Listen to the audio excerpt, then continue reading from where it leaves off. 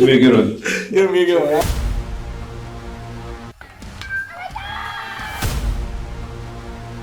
Definitely a different type of process. Cut down or freeze up. Being a coach's son.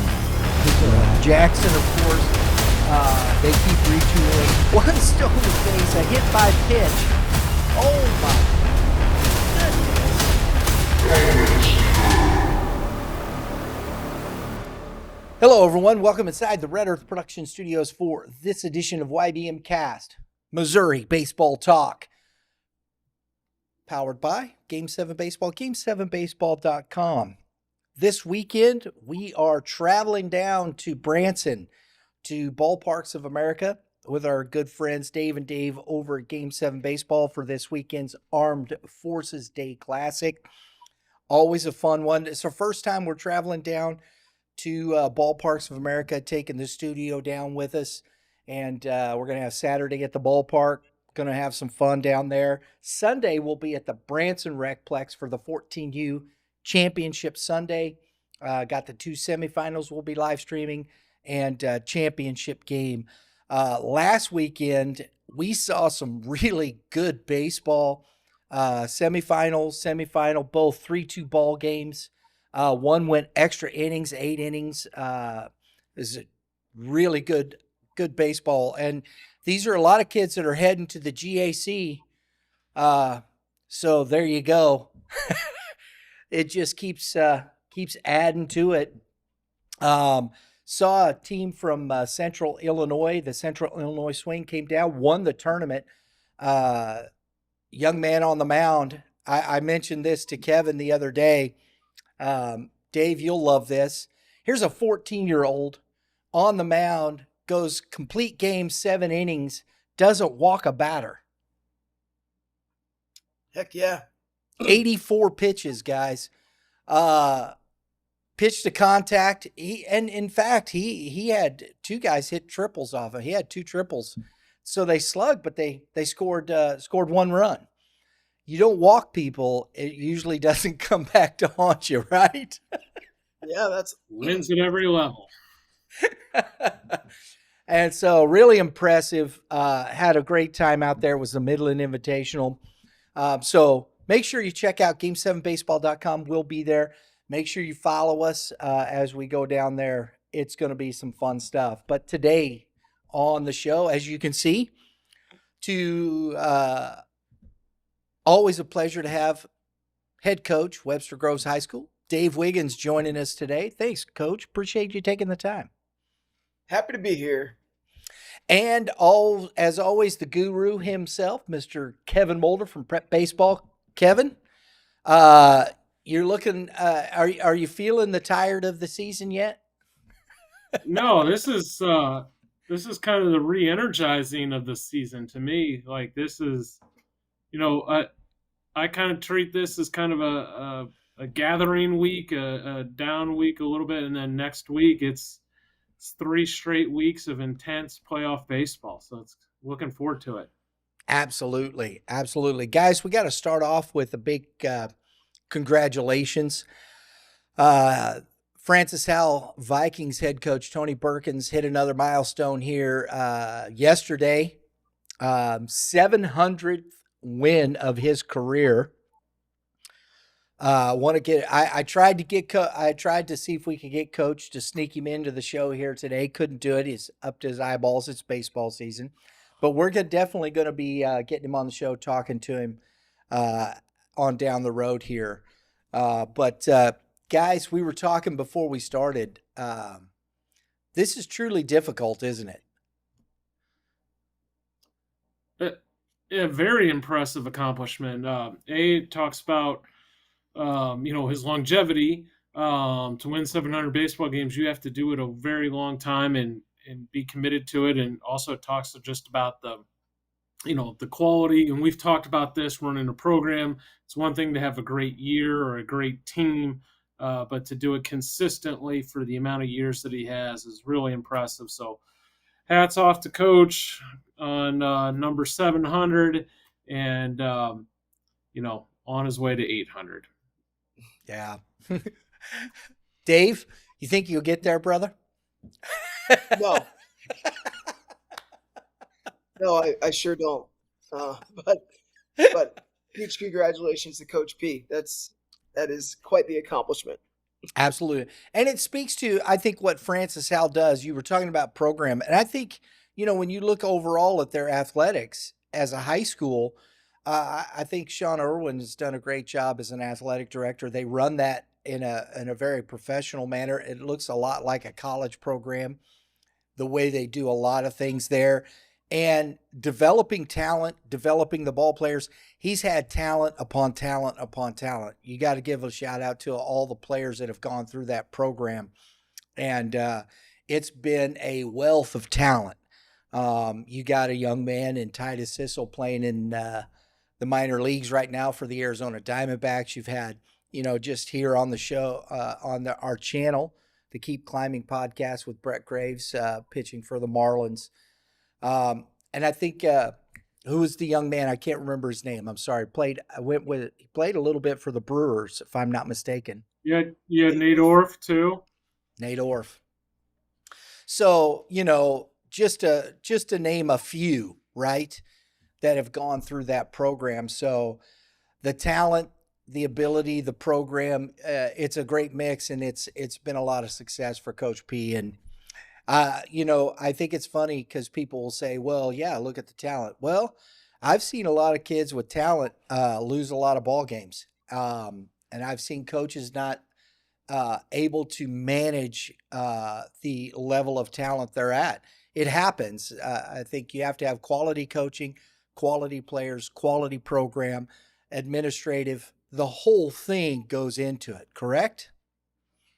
Yes, and I will quickly point out, yes, there are super talented kids, and that is, a good area of St. Louis or the state for baseball, I should say. But Coach Perkins gets his hands on those kids when they're young. Like he with the Perkins camps and whatnot, and that's the one major advantage he has is he's been doing it a long time.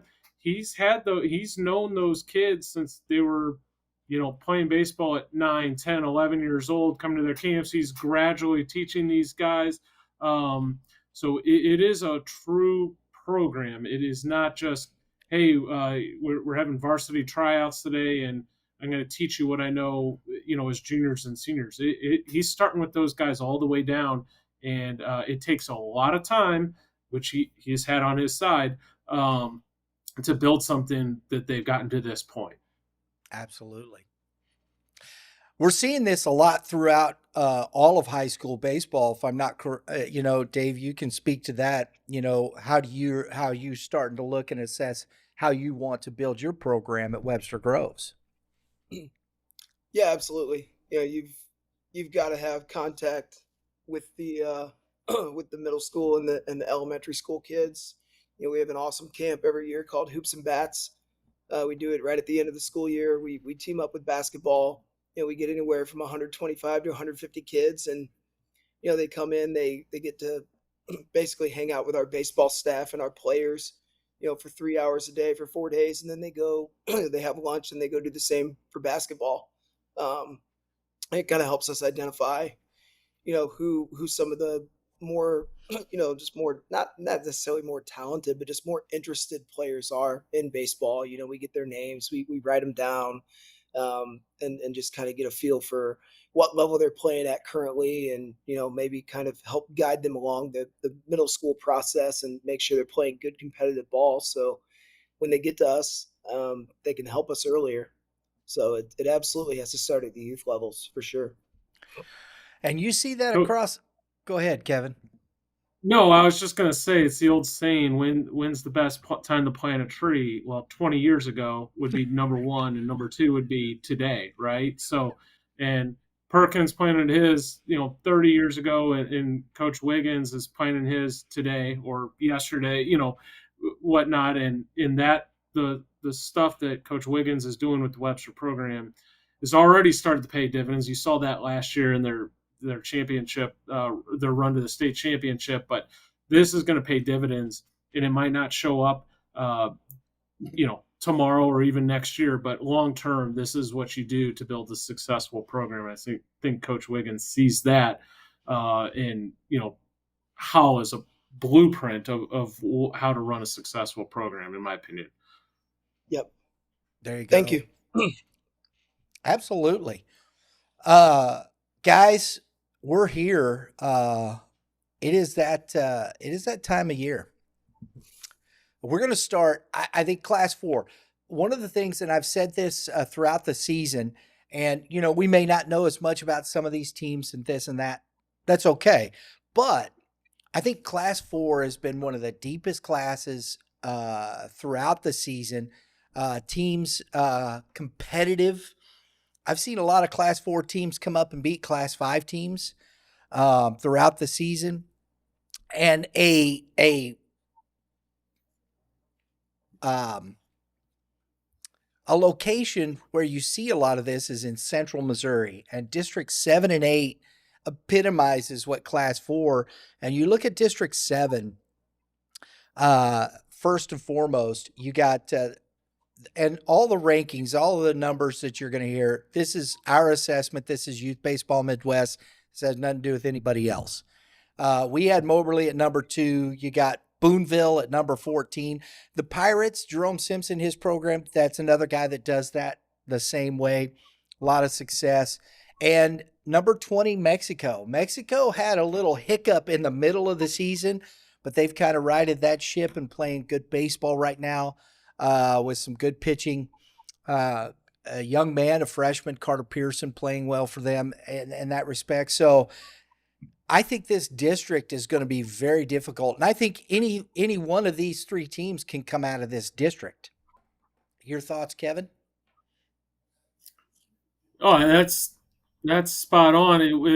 This is one of those districts where seeding definitely matters. Moberly drawing the 1 seed is highly advantageous for them. It'll be interesting to see how they sort out their pitching.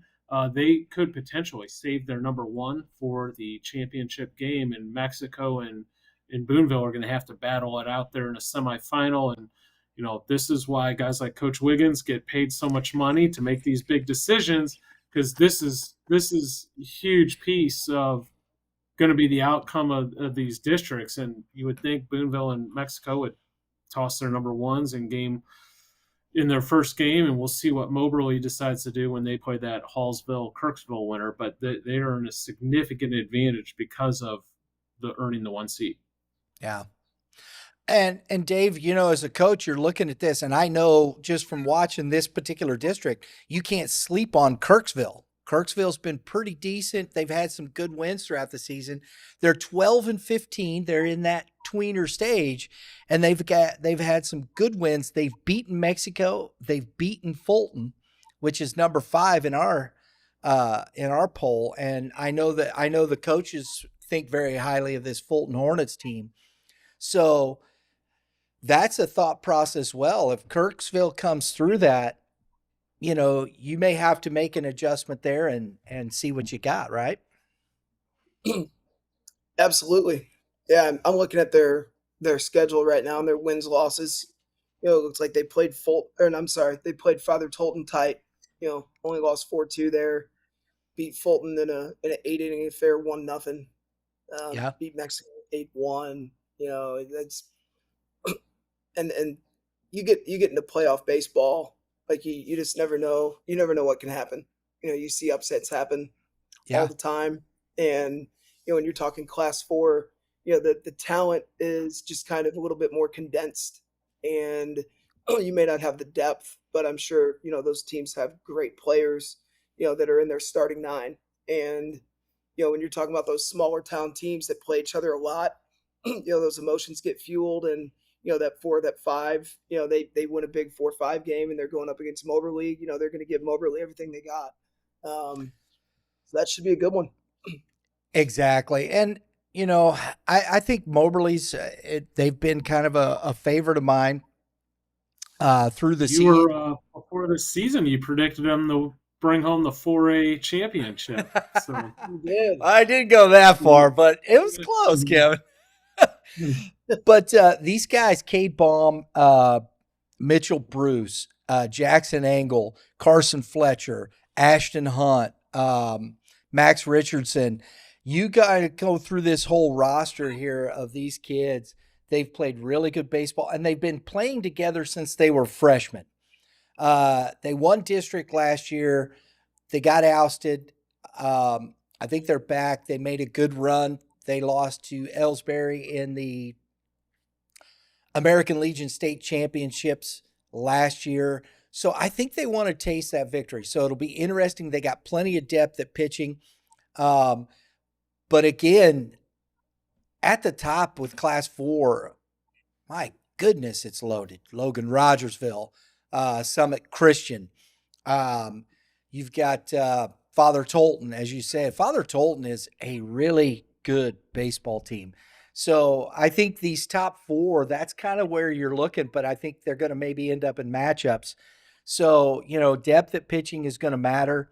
And I think Moberly has one of those, that situation. But Booneville, I wouldn't count out Booneville. I wouldn't count out Mexico because they win games.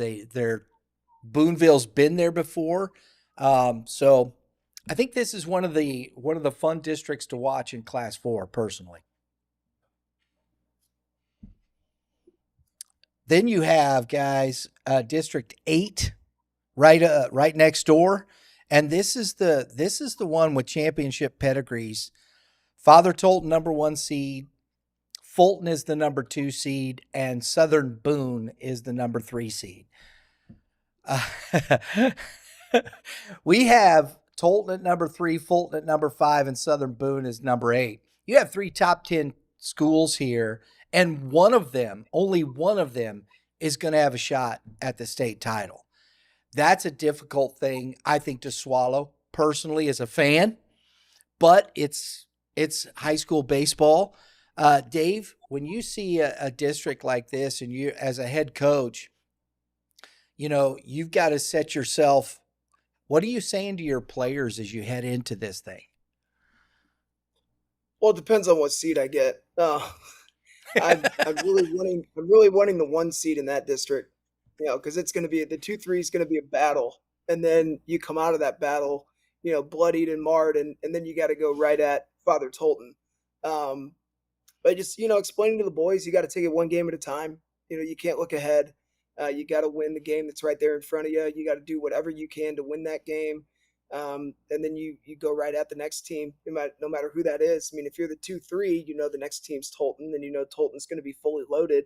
But you tell them, guys, I tell my little guys this, they get all 12U baseball is kind of scary because there's giant kids, there's little kids, there's, thanks to PG, there's rankings and velos, and it's like, guys, they all put their pants on the same way you do, he's just a 17, 18-year-old kid, just like you, go out there and beat him. You get one chance. That's the cool thing about single elimination, that you get one chance to go beat these guys. They could be way better than you. It doesn't matter. Go play better baseball than them on that day, and you never know what can happen. I love that. Absolutely. I think the wild card in this one, I think the younger team, but Brian Ash is a championship coach. He's been there, done that. Southern Boone, I think, is a tough out here, Kevin. Yeah, they are a young team, but you're seeing them catch their stride, and towards the end of the season, those young players kind of graduate to the next year. They've won 13 of their last 15 games, so I absolutely see them as a strong contender in this bracket. Now, I like Father Tolton a lot as well, but this Southern Boone team is super talented. They're going to be known for years to come. I think I've mentioned this. My Missouri high school baseball trivia. Coach Ash is the only coach in Missouri history to win 3 state championships at 3 different levels of Missouri high school baseball. I believe class 4, 5, and 6. Yeah, you're right. I'd have to be fact checked on that, whether one of them was a class 3. But so obviously the pedigree there, but that's a great district. And then you look at, we talked about one great district in 7 and another great district in 8, and your reward is you get to play each other if you get out of it. So, there's 4 or 5 teams in these 2 districts that could easily make a run to and through the championship, in my opinion. Absolutely. I mean, it's just, we talk about district baseball. If you're just a fan of baseball and you're in that area, go watch. This is going to be fantastic baseball to watch. You probably, I remember last year, it was Southern Boone and Tolton. I think in that district championship game, it went 10 innings and it was like a 1-0 ball game. It's going to be a similar fashion. They know each other. They're very familiar with the players, and it just makes for, that who's going to scratch the run and make the play. Defense is going to come into this. It's going to be fantastic. And there's a lot of talent, especially in District 8. Father Tolton has Lucas Wiederholder, shortstop, going to St. Louis U. Southern Boone has some really good talent. Zachary DeHaas is one of the faster players in the state. Is a 6'4", 6'5" runner, and then Nolan Ash is a true freshman shortstop pitcher. Is going to be a really special player. High baseball IQ and already about 6'2" or so, long, lean, and going to be a big physical guy one day. So a couple talented players to keep an eye on out of that district as well. There's some other districts. They're just not as deep as this. I think we're headed to another showdown in District 15 with Excelsior Springs and Benton. Benton is that team, Kevin, that, they're starting to play much better at the end of the season here. They scuffled at the beginning. I think Benton's got that run in them still. Yeah, well, and the thing about Benton, and we talk about this all the time, and Coach Wiggins adheres to this clearly, they play a great schedule. So they're going to get dinged up here and there. They're not going to go undefeated. And I think that will pay dividends for them. They'll play, they'll play Liberty North and the bigger schools. They've, played a lot of top competition over in their area. So yeah, they've lost some games, but they've kind of hit their stride. They have a bunch of good young players as well, and they've ripped off about 10 in a row here wins. So I like Benton a lot out of this district. Yeah, I think, and not to mention they've beaten Kirksville twice, Savannah, the Savages, one of the best mascot names in the state. Love the Savannah Savages. Beat Lafayette, St. Joe, Chillicothe got wins against them. And beat a very good Class 3 Lawson team. Lawson is 18-6, one of the top Class 3 teams around. So they're playing their best baseball right now, and I think that's going to bode well for them. I think I would give them the edge over Excelsior Springs, even though Excelsior Springs is the top seed in this and has played a tough schedule as well. My humble opinion, it's the way we keep that. It's the way we roll. Those are, and then I think it's Summit Christian and St. Michael the Archangel are headed off for another showdown in that district. I don't think there's anybody else in that. Last year it was a 1-0 ball game that St. Michael the Archangel came out on top over there. I like Summit Christian this year. They just played the other day. Summit Christian beat them 7-2. So we'll see how that works out. But those are kind of the top. I think Logan Rogersville. Do you think there's anybody down there that's going to challenge Logan Rogersville, Kevin?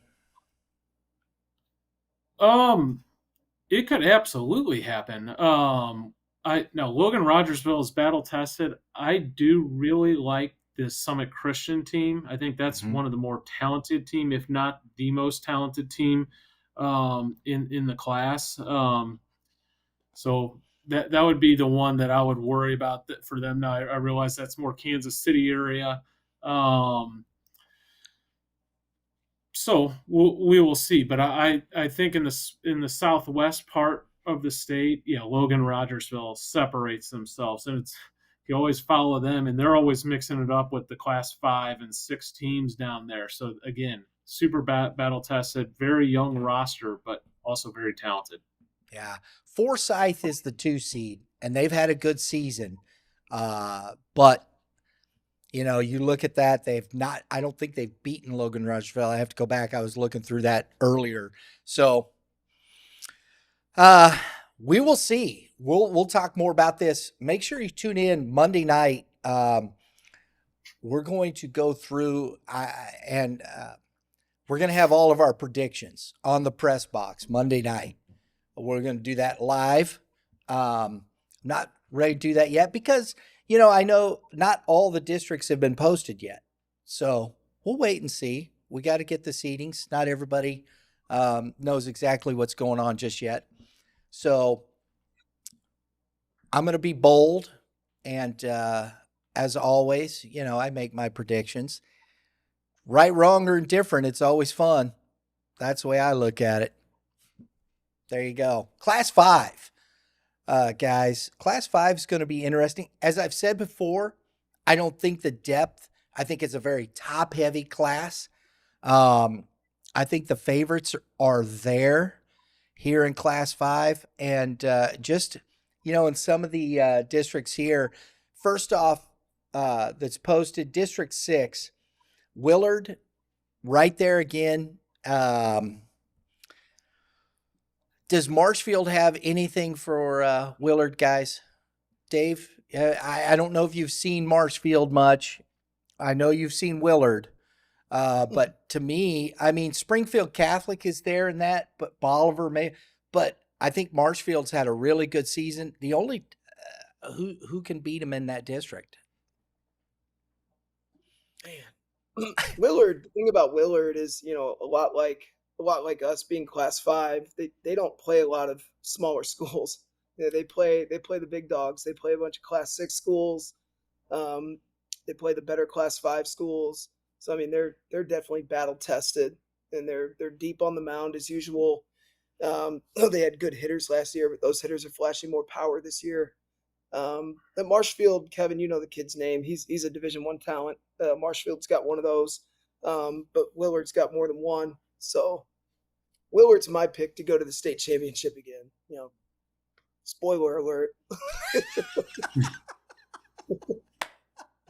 I love it.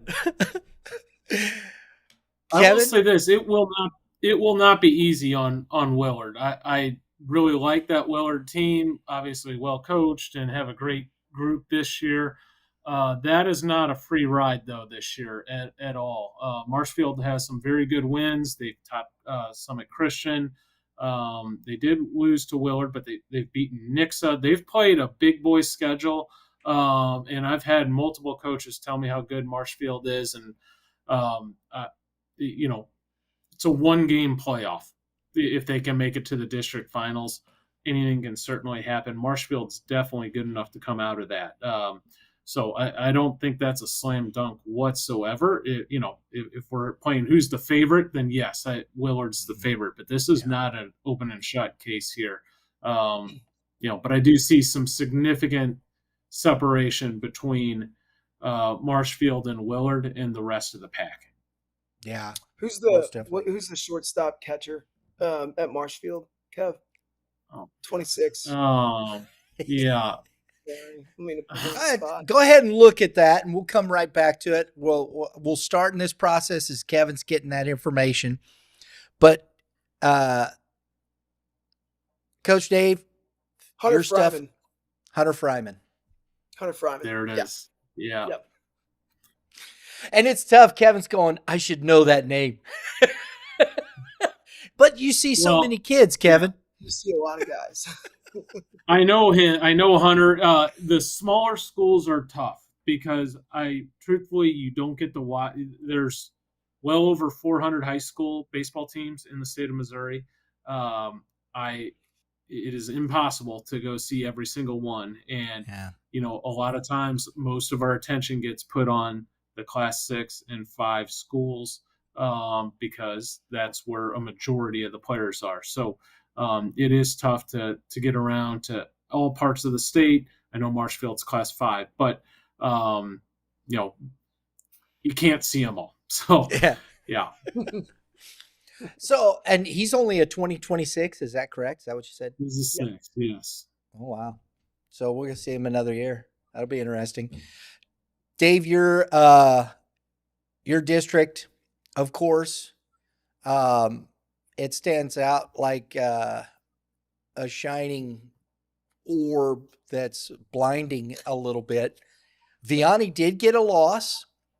Kudos to Westminster Christian Academy for beating Viani, and did so in significant fashion. So that's a good win for Westminster. And you know what was funny, guys? We were I was talking to my crew. We were talking about this, and is it? You start thinking, yeah, undefeated. But as that pressure mounts, young kids, it's even hard on professionals. But as that pressure mounts, not to lose, and especially you get into districts, if you lose, it's over. They lost in the regular season. Do you think there's kind of like, okay, let's just focus back on districts and playing baseball, Dave? I'm not built that way. I'd rather go undefeated in the regular season. And if I lost, I wouldn't say, oh, well, there's no more pressure on us. I mean, there's a ton of pressure on Viani because they are the class of the Class 5 here in St. Louis, and they'd be the class of Class 6 the way they've played. So there's immense pressure on them, and they're super talented on the mound, at the plate, in the field. There's a reason they only have one loss, and that Westminster team's very good. They're a very good team. It's different strokes for different folks. I'm sure some coaches would say that. I doubt Coach Stewart and co would, just because I know the standard at which they expect to play. There you go. Kevin, what do you think about that?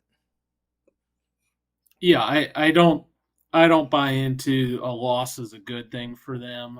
Now, especially with the single elimination, like they're showing up in the playoffs, and everyone knows the deal. You win or go home. I guess in the sectional this year it will be best 2 out of 3. But clearly, Viani, and I've been on record for saying this already, they're the most talented team in terms of players at the Class 5 level. I don't think that's really even too debatable. But there are some really good teams at this level, especially at the top. A number of them come out of the Kansas City area. Smithville and Platte catch my eye in particular. I've seen both of those teams. They're very good. Jeff City and Union are also going to be major players in this thing. So, there's a number of teams that'll make a good run at this thing. St. Dominic, right out in St. Charles, is having a good season. Rockwood Summit, they kind of stumbled a little bit out of the gate, and they have been on fire here down the stretch. So, well, we'll come back to their district here in just a second. I want to finish with the jump ahead. No, but I'm just mentioning the other top teams here, Brian. Yeah, and I think that Viani, although the class, there's certainly going to be some significant competition. Oh, absolutely. I don't think it's a foregone conclusion ever for any team as good as they are, and that shows you that with the Westminster loss. It's just a day where you start playing this, and it's going to be tough. I don't care. I don't think anybody should expect a foregone conclusion. You have favorites. You can see that they're this, but I don't care. It's still competition. And when you start putting these types of competitive teams on the field, and very good baseball teams, it's as you said, Smithville's only got 3 losses. And I think Smithville is one of the teams, in my opinion, that I think could win it all. Definitely even beat Viani. They've beaten a lot of good teams, Class 6 teams over there as well. You show up to play Smithville. I don't care what class you are. You could get beat, and that's just the Like, way it is. it's high school baseball. Everyone's got a number one. Some number ones are better than other teams' number ones. Viani has 4 number ones, and that makes them really dangerous. But I mean, there's lots of teams out there that can beat any team on any given day, just with who's on the mound. And like, it's single elimination is not how baseball is meant to be played. So Yeah. it's scary for everyone involved. And to put it like this, what I think of Smithville, we put them in the number 2 spot this last week. If you've seen our rankings, I put them above Willard. I think that's where that's at personally, just in looking at the two, when you compare down who they've played and what I think Smithville they're going to be a tough out, very tough out. And I think you're going to see them in the Final Four. Whatever goes from there is what it goes to, but we will see.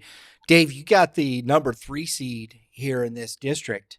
So that means you're going to have to face John Burroughs. You got St. Mary's. St. Mary's first. Yeah.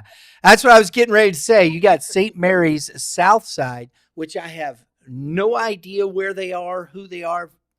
Talk to us about your matchup. They've got a senior left-hander, Jacob Manus, who threw against us last year as a junior.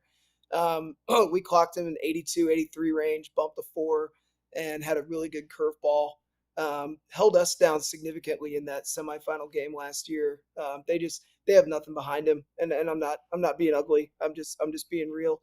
They've co-opted with Gateway Science Academy this year, so I assume they have even less this year than they had last year. Jacob struck out over 60 hitters in 24 innings this year and has a 5.5 ERA. So that essentially tells us if we put the ball in play, we should be okay. But it's not going to be easy to put the ball in play against him. He's a very good left-handed pitcher, commands the ball well, has a really good breaking ball. And, fortunately we got to see him last year and saw what he brings to the table. But he's not going to be a walk in the park for us. And we're going to have to play good baseball to advance against them. There you go. John Burroughs. Kevin, do you think John Burroughs has a shot in this? Yeah, and I mentioned this last week. I with Burroughs and Webster, I still think this is going to be a competitive district. Viani has that top part of the bracket. Mm-hmm. That it would be nothing short of shocking if they didn't make the championship game of this district. But once you get to that point, you're going to have to deal with a Burroughs or a Webster Groves. And John Burroughs is having a pretty nice year and have some talented players. And as I mentioned last week, Webster Groves went to the state championship game last year. So they have had a bunch of kids that have been there and done it. I love Coach Wiggins' style of play. They're going to put pressure on you.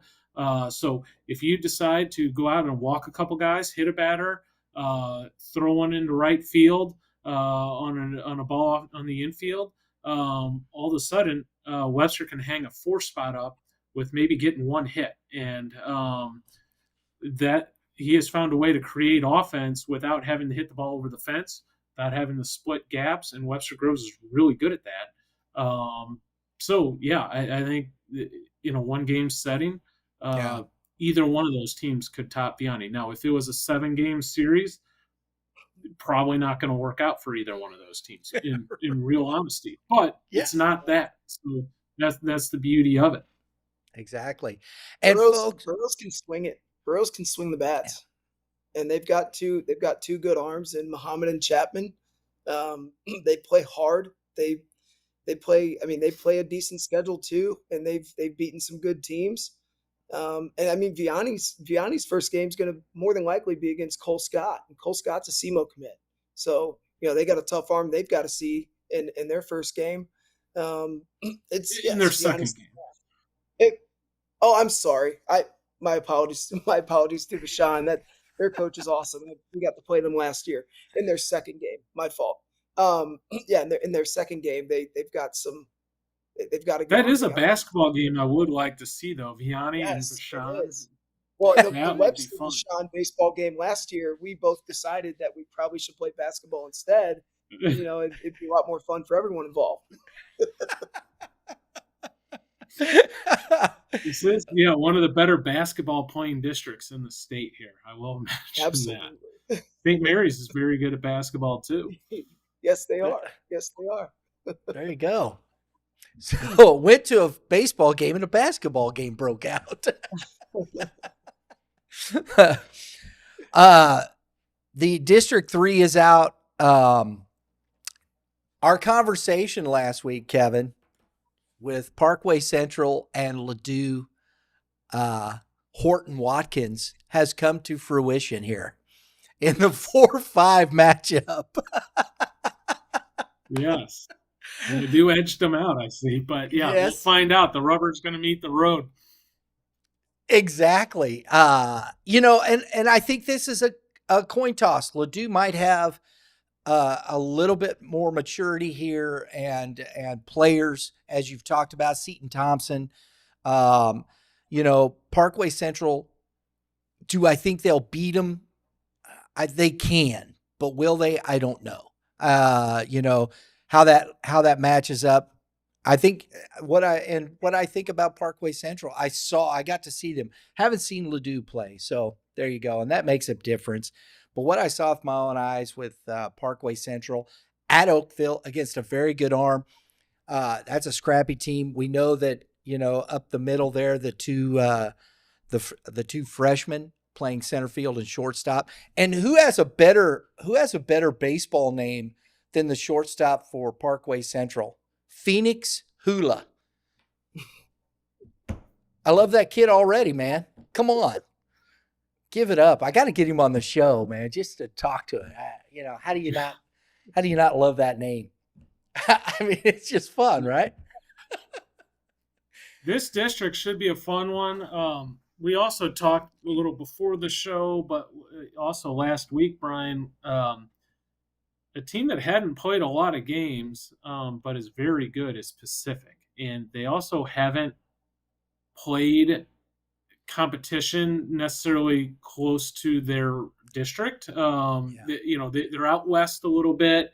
They haven't played a lot of the common opponents, etc. They have a left-hander you don't want to face. Jake Collier is as good as any, about as good as any arm in the state. He's certainly up there. So Coach Reed and Pacific Indians, they definitely could make their way through this district. That's a very good baseball team. Obviously, if Westminster is good enough to beat Viani, they're good enough to beat anybody. So I see this as a truly an open district. That being said, Summit, as we talked about earlier, has really found themselves super talented team. This is going to be a fun district to watch, and I think it's fairly wide open. Summit, draws the 8 seed, which is nice for them in that first. But after that, I think it's going to be highly competitive. Absolutely. Dave, you've played a few of these teams in this district, haven't you? Yeah. Rockwood Summit won the Suburban Yellow Pool the other day. And, for those of you who don't know, the Suburban Yellow Pool is the top baseball schools in the Suburban Conference: Lafayette, Eureka, Summit, Parkway West, Marquette. Very good. Lindbergh, right. Sorry. Very, very good baseball conference. So they've won that. They've got 2 power arms in Gabe Sieve and Cam Mosier, who are very tough and very stingy. Gabe's just been playing out of his mind this spring, swinging the bat really well too. You got the veteran infielder and Wyatt Schneider, and then Dingus, who's moved to the outfield, and then the little Dingus playing short. I mean, Coach Schneider has athletes all over the field. Jackson Miller going to Quincy. I mean, you could keep naming kids on that team that are talented players. But you run into the winner of Ladue and Parkway Central, and those are both good teams as well. Parkway Central beat Fort Zumwalt West the other day. That's a big win for them. Ladue's got Jack Moore, who's a tough arm, depending on how Coach Garrett decides to set up his pitching. maybe he thinks he has someone who can give Central a ride, and he can save more for for Summit. Maybe he doesn't feel that way, but and then you can't count out Westminster. I still think Westminster is one of the best Class 5 teams in the state. They're just so deep and they're so deep in their lineup. They got guys that can hit. They got athletes. Ethan Martin's a great pitcher for them. They've got a couple other really good arms. That's a fun district to watch and pay attention to. And although Summit is the 1 seed and they're very good, I agree with Kevin. I think we may see someone else come out of that. So that'll be in Pacific. Obviously, Jake Collier and Colton Kasuth are 2 studs. So it's a fun district. It's interesting you say that because I stopped by Fort Zumwalt West because it was on my way home. And just to say congratulations to Coach Matt Sissom taking over next year for the retiring Coach Goff, and a great career. And we'll talk some more about that as the season progresses. Hope to get Coach Goff on the show a little bit and talk to him as well. But and they were playing Parkway Central that evening, and I saw we'd done the game with Parkway Central. Talked to him. He Coach says, "Oh, we may be the 6th seed. We're okay. We're this." He's playing it down. Then they go out and beat Fort Zumwalt West there that evening. I was like, "What are you talking about?" And that's what I mean. You see the pieces. I think they're a little bit young, really, personally, but yet I do think on a given day they'll beat you, and that's the tough thing about this district. Westminster Christian, that's a tough team. I could see them winning this district. Ladue won this district last year, come out of it, and I don't think anybody saw that coming. Summit won't. Summit, what was Ladue in a different? No, Ladue was in the championship. They lost to Summit. My bad. You're I thought good. they came out of that. There you No. go. I think they upset Westminster as memory. Yeah, in the semis. That's serving me correct. That's easy right there. Boom. Look at that. Yep. It was a 3-0 ball game. It's easy just to turn back the clock on the old Misha website right there. 3-0 ball game, Summit. So there you go. So again, there it is. So they were in the championship game. Westminster Christian Pacific. There it is. District 4 is not out. District 5 not quite posted yet. We'll see that, Willard. Let's go to Class 6 here a minute, guys. We got some of these posted up. The first one, as Kevin called it many moons ago when we were first doing the show, the District of Death is 8 in Class 6.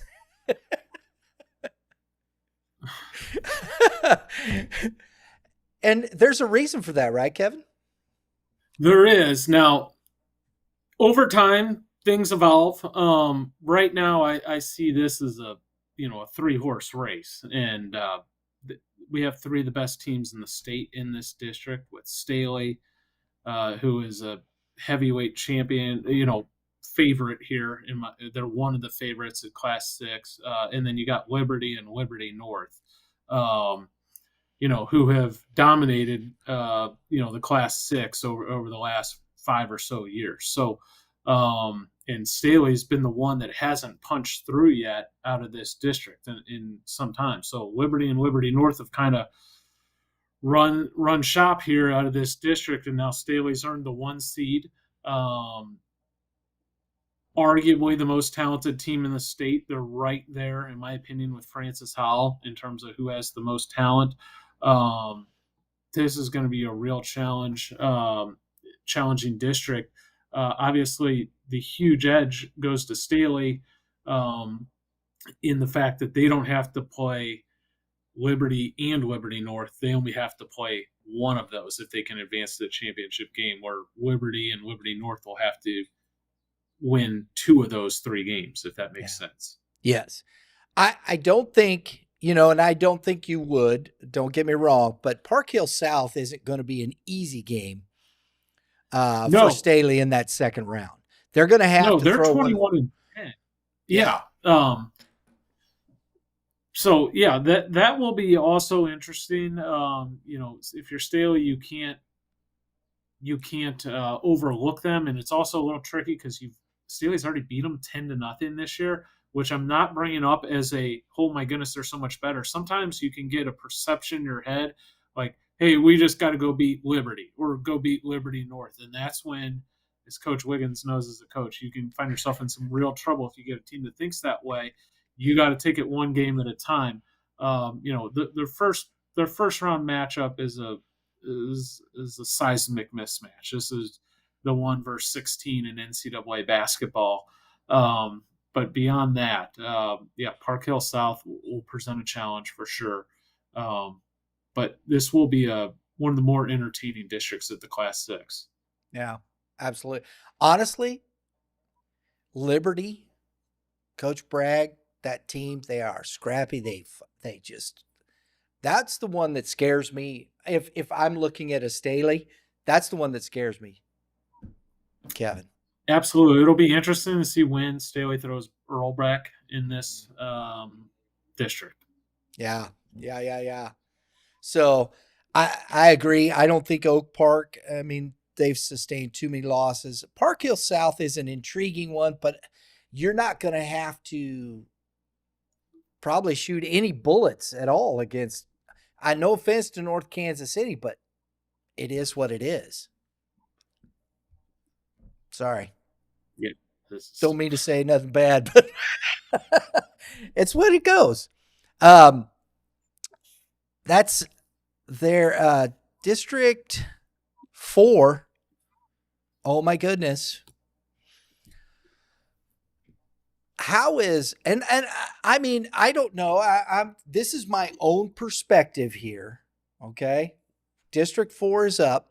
How's Zumwalt North the 8th seed here?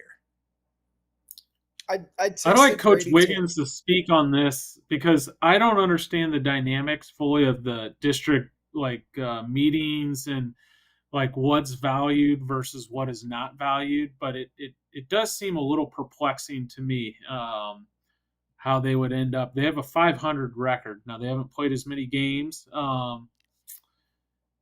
Coach, how much is does head-to-head carry so much more weight that can trump like a 6 or 7 loss differential? Like how much is strength of schedule talked about, etc. If you could break that down a little bit for us.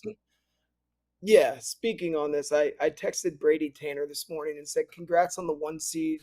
You get Camden Loman. It's like, what the heck? I mean, Yeah. that is just a really tough draw for the arguably the best team in the state to do what they did in round 1. You get a draft guy. Head to head probably holds the most weight for any of the meetings that I've been in. Head to head is most important, and then common opponent, record against common opponent. Now, when I was in districts with teams that we all kind of played each other or we were all similar in this district we've been in the last 2 years, there's 4 or 5 teams that are STL or SLPS schools. Like we're not even in the same hemisphere. So, you almost have to break those in half. Like the schools that play a halfway decent to competitive schedule, and then you've got to look at the other schools that don't play anybody. And when you have a district like that one, I really think that head to head and then common opponent and how you did against that opponent versus your counterpart, those are the 2 things that matter the most. Okay, speaking then to what Coach just said, Zumwalt North beat Liberty twice during the season. And they beat them at Liberty 6-0. They beat them in the in the St. Charles tournament, St. Charles West tournament, 13-2. Yeah. Oh, I'm sorry. No. That was a loss. They lost to Liberty 13-2, then beat them 6-0. So Gotcha. they So I split. guess you add up the scores. I guess. You're I don't know, one man. stand yeah, Zumwalt, it's Zumwalt North tough. split with Timberland. And it's tough That because was my thing. Like, if you split and one team's 11-11 and the other's 11-19, I don't know. Like, I'm looking at the Zumwalt North schedule. It's pretty similar competition to what the other teams are playing. Like, they're playing the same groupings of teams. They've played SLU High as well. They have some nice teams on this schedule. Agreed. Yeah, it's interesting. It makes you wonder, like, was there an agenda, or was there, I don't know. If you look at their wins, though, I just don't know if their wins add up to what Liberty's wins, and it's close. Yeah, But I mean, yeah. playing good teams is one thing, and I mean, I do this. Playing good teams is one thing. You got to beat them. I mean, You got to beat them. I play a lot Yeah. of teams, but I don't beat many of them. So I mean, that's Well, cool. I hear your point. They have wins over Pattonville, Battle, Rittner, Zumwalt. They have beaten Zumwalt East. They have beaten Timberland. Zumwalt They East. beat Zumwalt South twice. Washington. They beat Liberty, Wentzville, Orchard Farm, and Ladue. So, yeah, is that the strongest of wins? No, but they have some nice wins. So yeah. Liberty really Anyways, doesn't have strong wins either. I mean, if you look at Liberty doesn't really have strong wins either. They've got a win against Parkway South. That's a strong win. I don't necessarily know I'd call another one of their wins besides Troy Buchanan and North Point strong wins. So that was my thing, is what separate, like, I'm good with like Blair Oaks is a great example of this. They play a ridiculous schedule, and they'll be in the Class 4 and they'll be a game above 500. And you're like, well, how can they be ranked where they're ranked? Well, look at who they've played. They've played Staley, Francis Howell, Nix, Willard, and they're, battling schools much bigger than them. What is the separator for a Troy and a Liberty Wentzville over Francis Howell, Zumwalt North? Like, were they playing such much better competition where we forgive the the 7, 8, 9 games below 500 point. And that's why it's interesting to scratch. Right. I'm not saying this happened. There could also be gamesmanship involved. I mean, a lot of this is someone nominates a team for the 1 seed, and then everybody votes. And then someone nominates a team for the 2 seed, and everybody votes, and then so forth. So when you get down to 7 and 8, there's 2 schools remaining. If I'm Zumwalt West or if I'm Howell, I might vote a certain way so that my first round matchup may be a little different. And I'm not saying that happened, but if you want to win your district, go ahead. Why is it done that way? Why wouldn't, like, for example, if we're all doing this district and you have your votes and you rank them 1 through 8, and Brian has his votes and I have my votes, and we do it 1 through 8 and then just do a point system for that? Like, is that so that you don't rank the team that clearly should be the number 1, the 8, just to, like, completely screw them? Or what is the logic on the...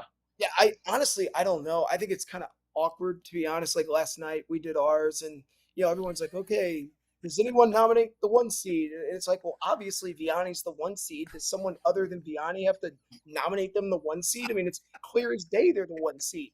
So it's super awkward sometimes, and I just think when you get down to those final 2 teams in a district like that, I don't know how legitimate the vote could be, because if you've nominated Liberty to be the 6th seed, then you can't nominate them to then be the 7 seed unless it's really awkward the way that it goes, because I'm sure there were coaches that might have nominated Liberty or Zumwalt North to be the 6th, and then they didn't get the 6th, and then they're looking at and they're like, okay, so it's awkward. And I'm with you, Kevin. I think it makes way more sense to just have everybody write down who they think their 1 through 8 should be, and then put everything together and just tabulate from there. And then if you have a tie, then you can maybe vote on it. Yeah. But different districts do it different ways. And ultimately, sometimes you get a chance to talk about your team and what they did and why they're deserving of X. But at the end of the day, the majority rules. And, I don't, and you know what? It's interesting. It's going to provide a great matchup. So from a baseball watching experience, it's going to be phenomenal because we got arguably the best arm in the state facing arguably the best team in the state in the first round. So that part will be a lot of fun to take in as a baseball fan or someone interested in baseball. So I don't have an agenda in it whatsoever, but it did make me pause and I got to ask Coach Wiggins how this is broken down because I'm not smart enough to understand exactly everyone values different metrics and numbers. So how is this being judged? And that kind of breaks it down. If you have to nominate, and let's say Zumwalt North was we want to be the 6 or nominated to be the 6 and they lost out. So now they're falling to 8 because someone can't nominate them again. So I could see possibly how that I can't speak for Coach P, but I'd be pretty annoyed getting the 1 seed and having to go against that arm game 1. So that's how it shook out.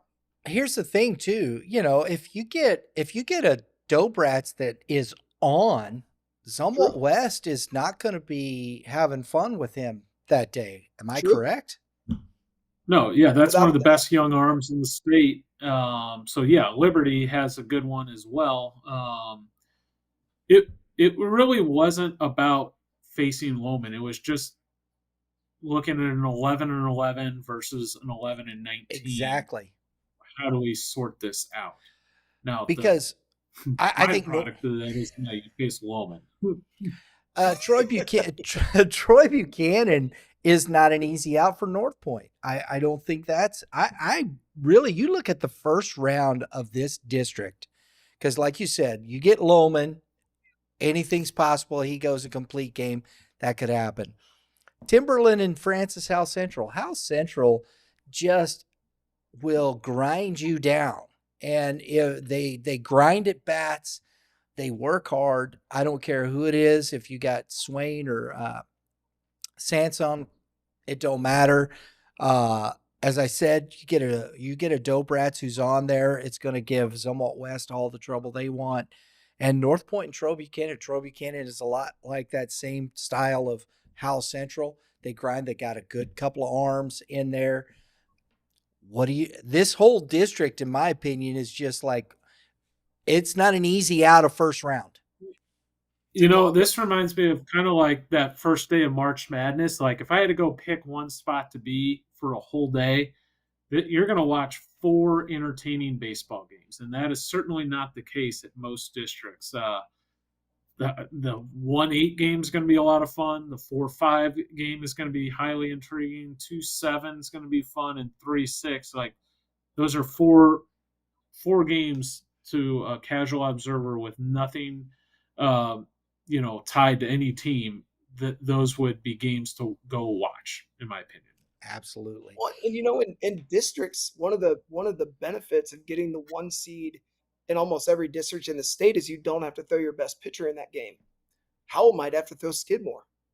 I mean, it's interesting. And name a better 1-8 game in the state. There's not one. All eyes are going to be on that, and that's a 1-8 game. That's pretty cool. And I'll be absolutely.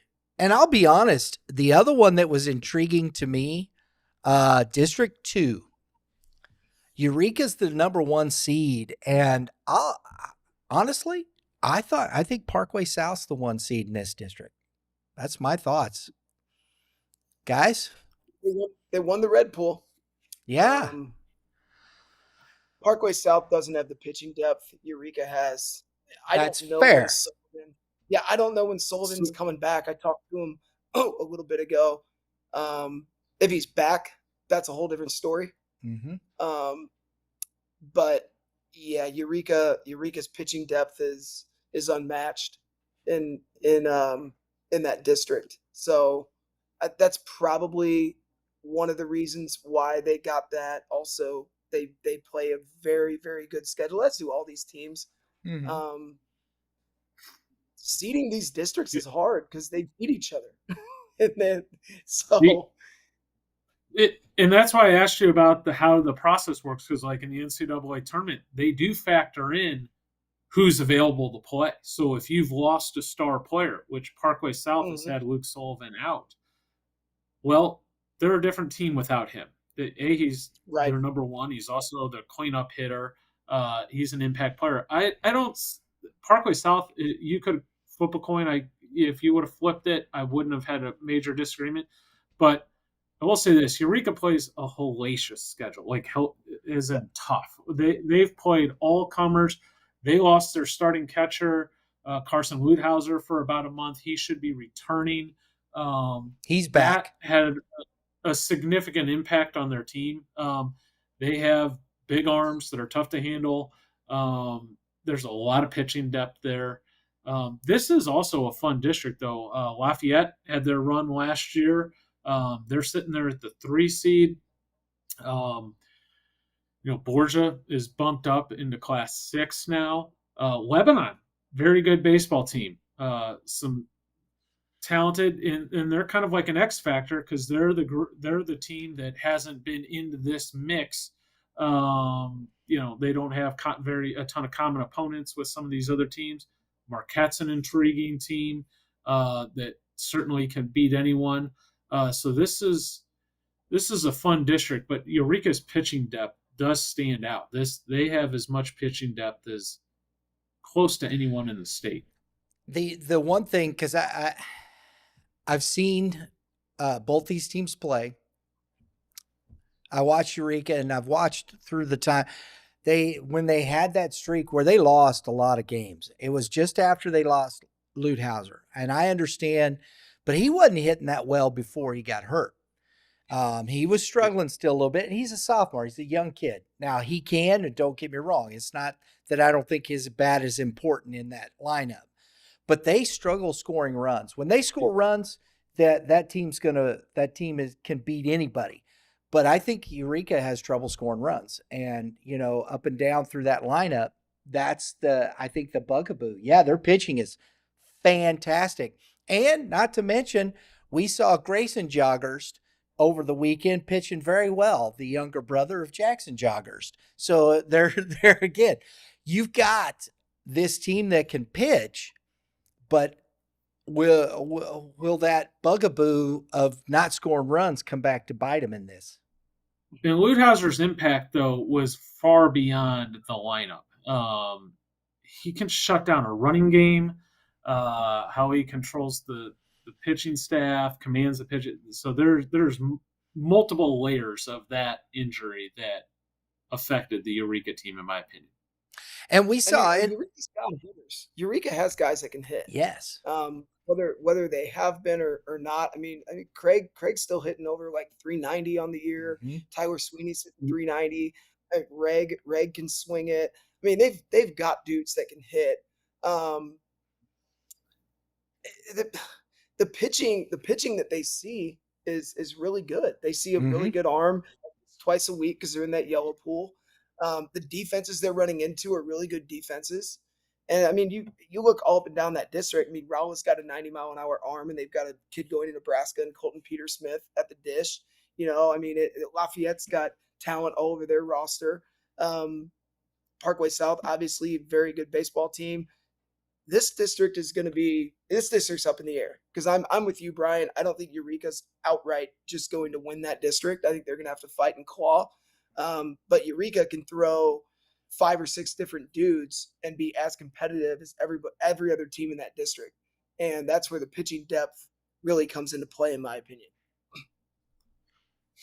Yeah, I would agree with Dave there. They don't have as tough of a decision to make on how they line up their pitching because they have a lot of pitching depth and not just they have Habercorn and Joggers and Lackey. Yeah. Ralph Giannino. They got all sorts of depth there, and I've just left some guys out there as well. But their top four is close to as good as anyone's in the state. So that more than covers the three starts there. Whereas another team might have a dude and then a little bit of a drop off. That isn't necessarily the case at Eureka, which is kind of their separator. Yeah, they're 7-8 deep pitching wise. It's ridiculous, and not to mention, one of the team we haven't mentioned is Parkway South's opponent. You get Francis Borgia.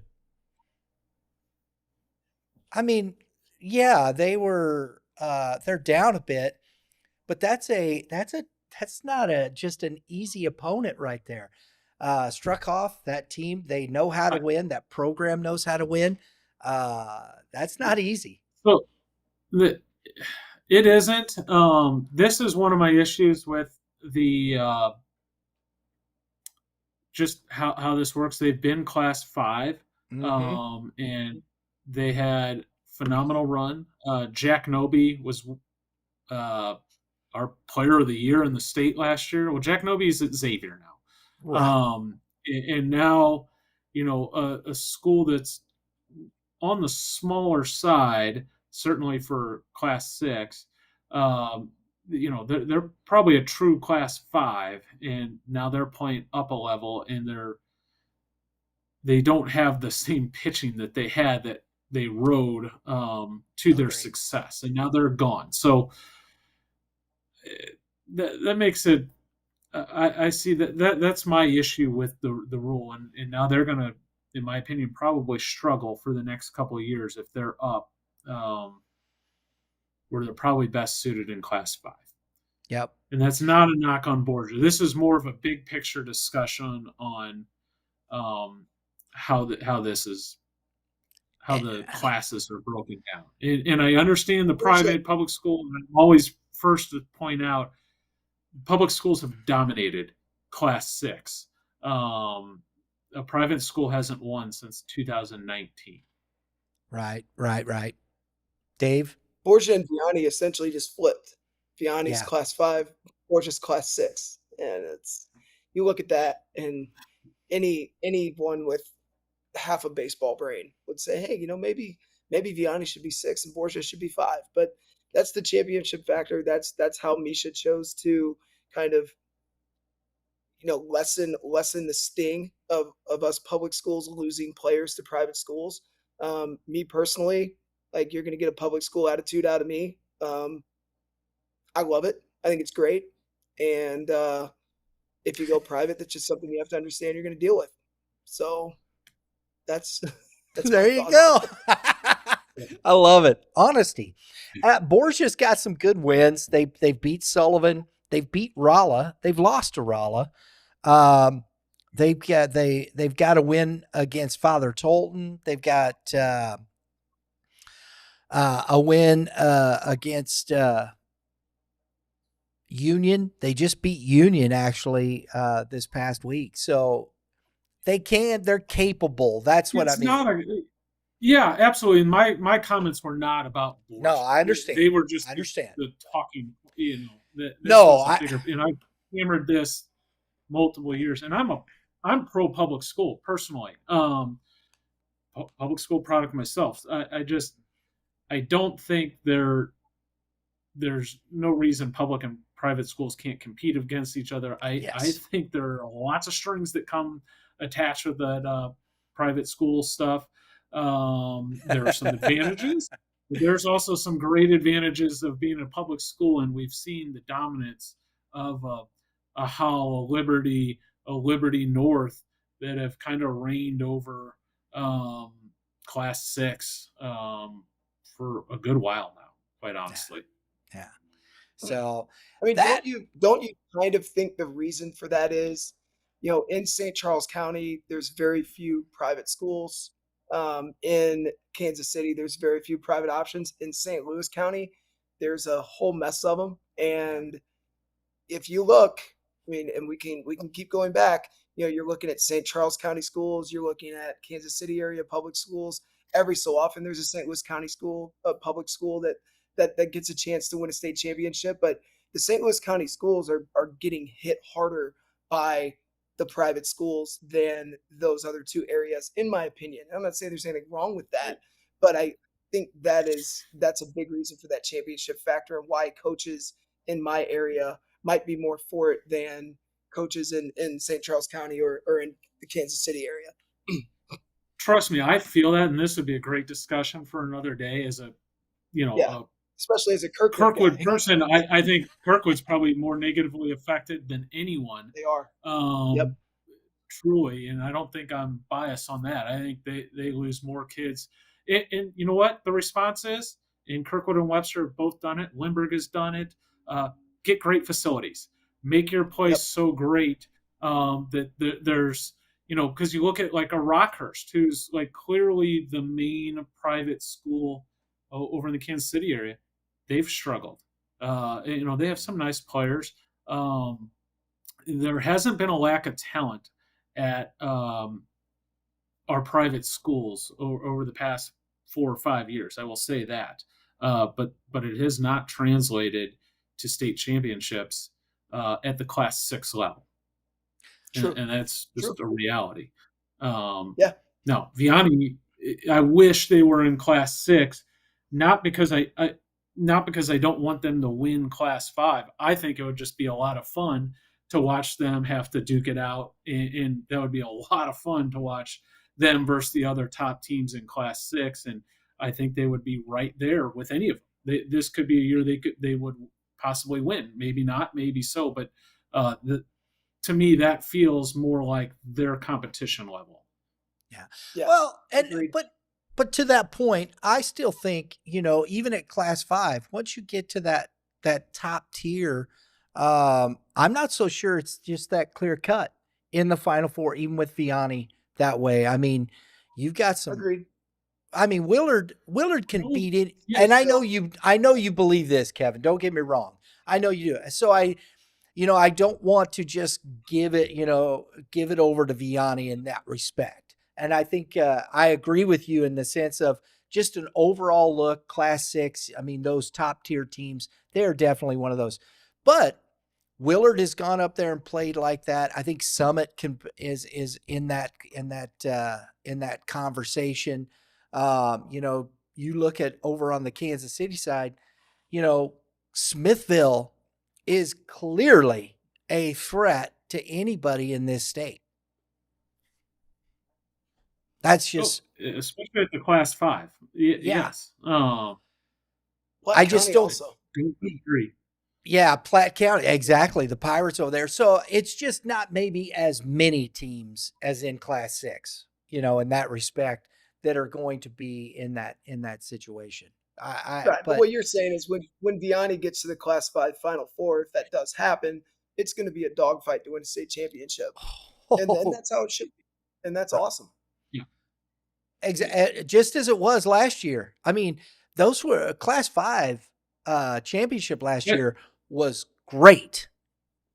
I think a lot of this goes back to Westminster had an unbelievable run where they won, I believe, 4 state championships in a row. Now, we're talking about they were down in the middle classes, and forgive me, I'm not Class 3 and Class 4.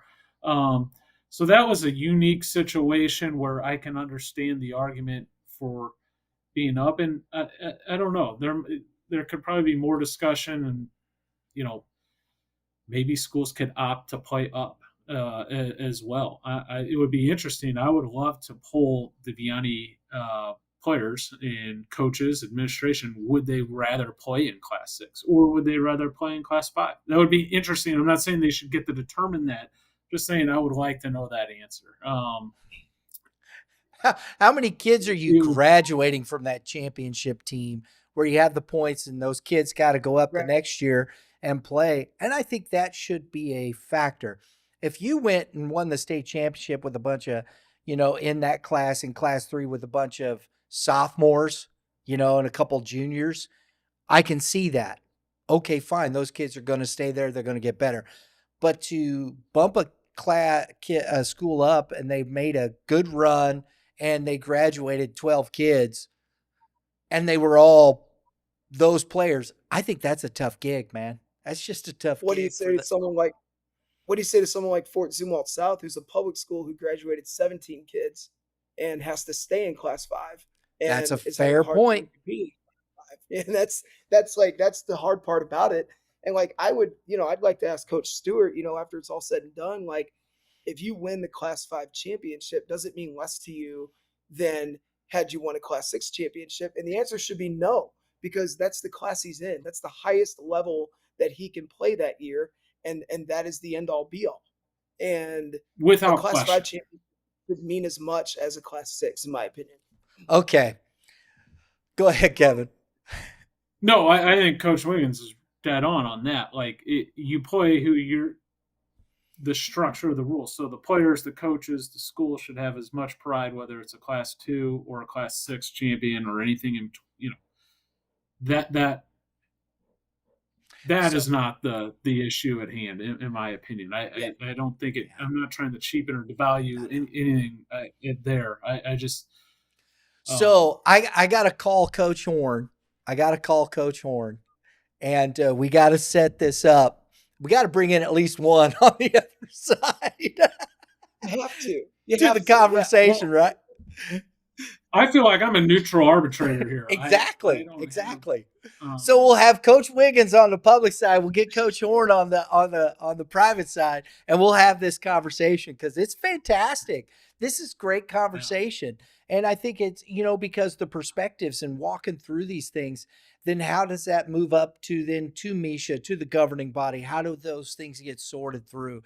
And I think but not having the conversation, we've never had these conversations at this level before and starting this in a public setting.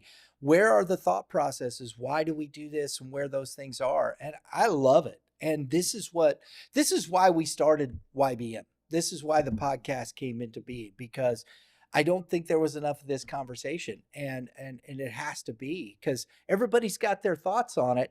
And I don't think it's just opinion. I think it's real. I think there's some really good thoughts to how these things move forward. I think eventually it's a hot button topic for sure.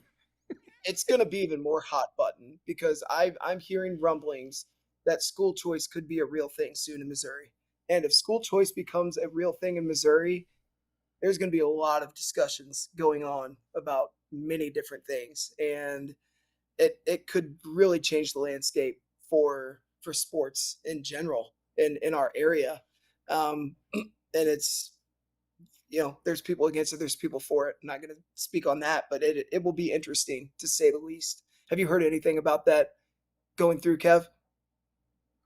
I have not. I have on the peripherals. I have no inside knowledge or great piece. Probably just kind of not to the depths that you've probably heard. Apparently, there you go. It's more real now than it's ever been, and that's interesting. That's all I'll say.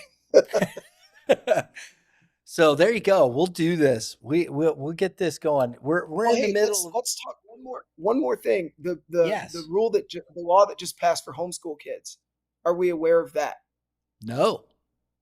Oh, okay. So if you live say you're a homeschool kid and you live in the Howell district, you can play baseball for Francis Howell while still being homeschooled, and you don't have to attend classes at Howell.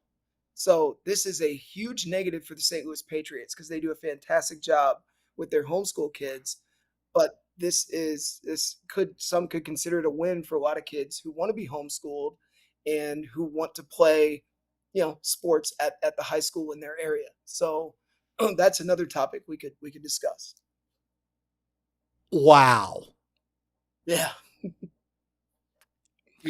I see some real gray area issues here, but that is an interesting rule, and unfortunate for the Patriots. And I don't have necessarily a strong opinion one way or the other. That's a lot to digest, though. Yeah. Dave's dropping bombshells right here. Oh my mercy! The ramifications. Yeah. If anything, COVID showed a lot of people that you don't have to be in the building to receive good schooling. And I think more people are going to be apt to homeschooling their children, knowing that they can still play high school athletics at the school in their area. And it'll be interesting to see the shift there and see if you have more homeschool kids, and you have more kids who find ways to still get their schooling in without actually having to be in the building. So it's a lot of different things on the horizon. And Kevin, we've seen you've had quite a few homeschool kids in your rankings in the state. So it's not like there aren't kids that can play at that level. Yeah, no, absolutely. Jack Shark jumps out, who's gone on to have a lot of success and collegiately. He started at Central Missouri and now is at Oral Roberts, hitting the middle of their lineup. And so, yeah, there's a number of cases like that out there. So It'll be interesting. Significant ramifications here. Absolutely. Gentlemen, always a pleasure. I love this conversation. Lots of fun. Appreciate you guys coming on the show. We'll be back. As I said, Monday night, we're gonna reveal our picks. I know Kevin can't be on the show, and the reason is he's got bigger priorities. Got to coach the Suns baseball team. Right, Kevin? That's right. Number one. Absolutely. I'm with him. That's right. He goes, man, I can't make Monday. I'm coaching. That's right. Got to be out there. I love that stuff. And that's where it belongs. So, but we'll catch up with Kevin again. We'll get his thoughts on, so I can throw out all my predictions and Kevin could go, dude, what are you thinking? This is a much better position for me to be in. We'll have a show on June 8th after all the championships have been decided, and I will tell you why Brian messed up so much. Absolutely. So, Dave, good luck to you the rest of the way here in the districts. We'll see you back on the show. We'll see what we can do to get you in and see what our predictions are.